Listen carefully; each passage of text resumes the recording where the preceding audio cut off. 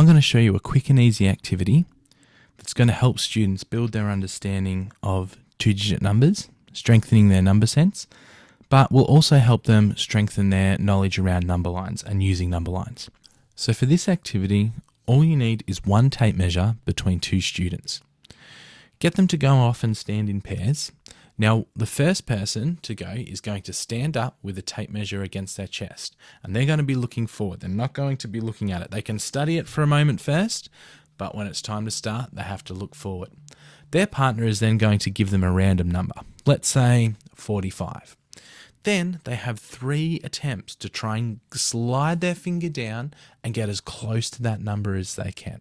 So my target number is 45. I'm going to look forward and I'm just going to think and try and feel, get a sense of that quantity.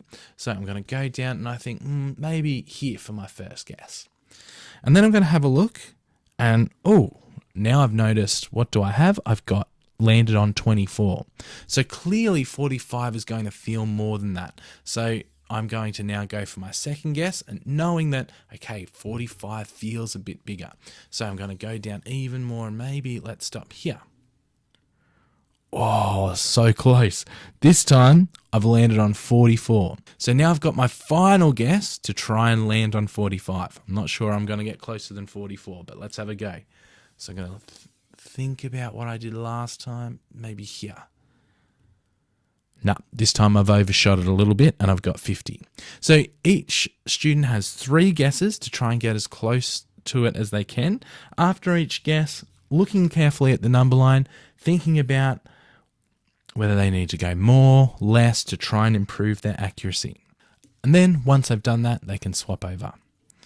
So why this is such a good activity, and I got this activity from Anne Gervasoni, and she was talking about when we're dealing with number lines, we don't just want to, let's say my target number this time is something like 30.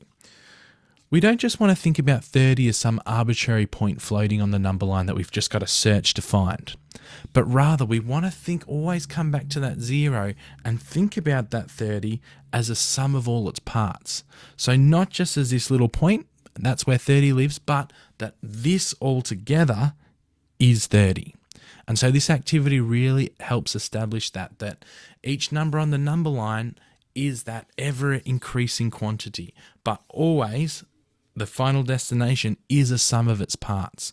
So just this little spot being here, if I snip that off, 60 means nothing by itself. But when we've got the whole number line together, we know that all this together, the sum of its parts is 60. All right. So hopefully you give this activity a go. Be sure to let me know how you go with it, or if you've got any other tips and tricks to improve it, go math it up.